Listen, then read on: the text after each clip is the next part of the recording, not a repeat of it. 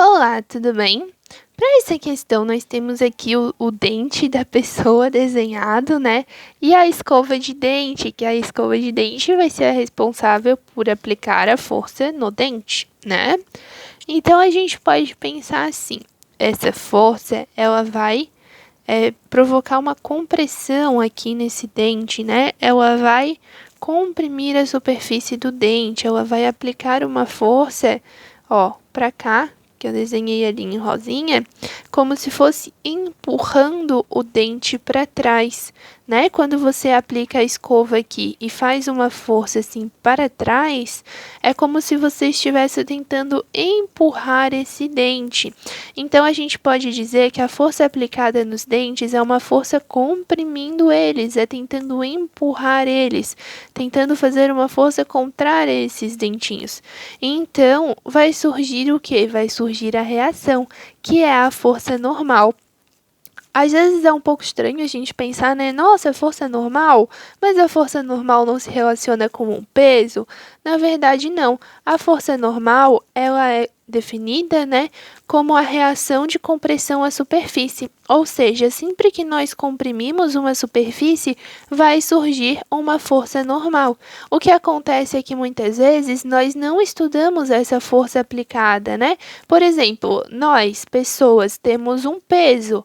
Quando nós nos apoiamos sobre uma cadeira, nós comprimimos essa cadeira para baixo com o nosso peso e essa força de compressão tem a sua reação, que é a força normal, que daí sim atua no nosso corpo. Então, a força normal é a força de reação. Da mesma forma que essa escova, por mais que seja uma pessoa, né, aplicando essa força na escova, de modo que as cerdas dela aqui, né, tentem empurrar o dente, ela vai estar tentando comprimir o dente, ela vai estar tentando empurrar o dente. E isso, né, a partir dessa compressão sobre a superfície do dente, nos gera a força normal, que é a força que o dente vai fazer na escova. Lembre sempre que quando você tiver assim, né, por exemplo, essa situação aí de empurrar, vai ter a reação da força normal. É algo que não pensamos, né? Mas, por exemplo, quando nós estamos em pé, nós empurramos o chão para baixo.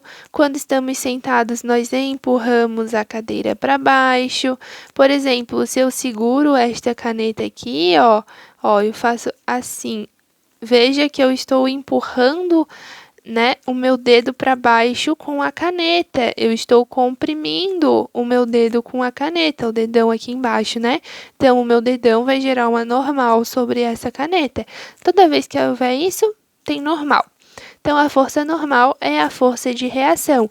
Isso aí já nos tira muitas alternativas que nos falam ali sobre inversamente proporcional, a força normal, e não é nada disso.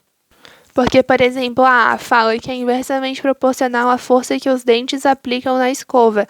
A força que os dentes aplicam na escova é essa força de reação, que é a força normal.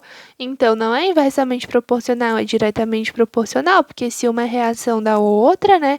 Por exemplo, se eu comprimo os dentes com a escova, então os dentes vão comprimir a escova, entende? Um corpo aqui, o outro corpo faz nesse.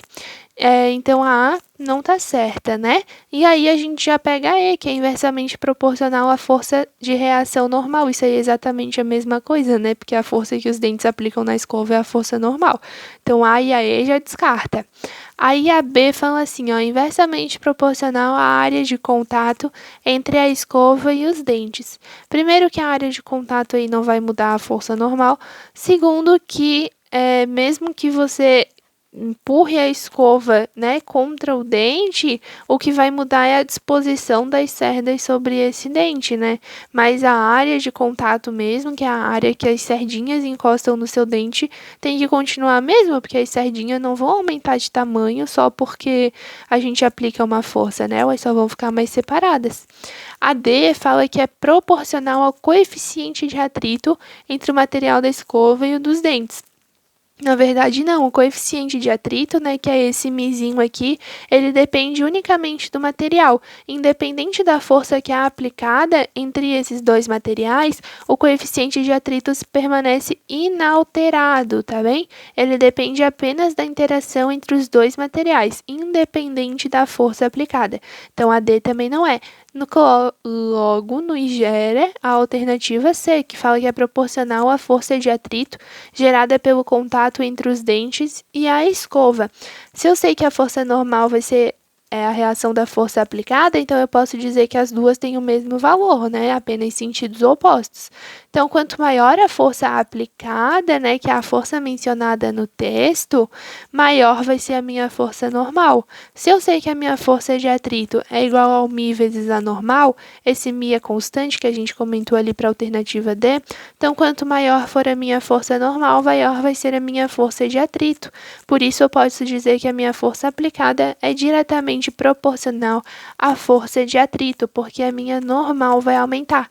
É por isso que quando a gente pega a escova e só desliza sobre os dentes, fica muito mais fácil de escovar do que quando a gente pega, aplica uma grande força e tenta mover ela, né, para o lado. Por exemplo, se eu pego com uma grande força e tento mover ela aqui para esse lado, vai existir um grande atrito para esse lado aqui, fica mais difícil de arrastar, tá bem? E é provavelmente por isso que psicologicamente as pessoas acham que limpe mais, mas na verdade só aumentou o atrito ali entre eles.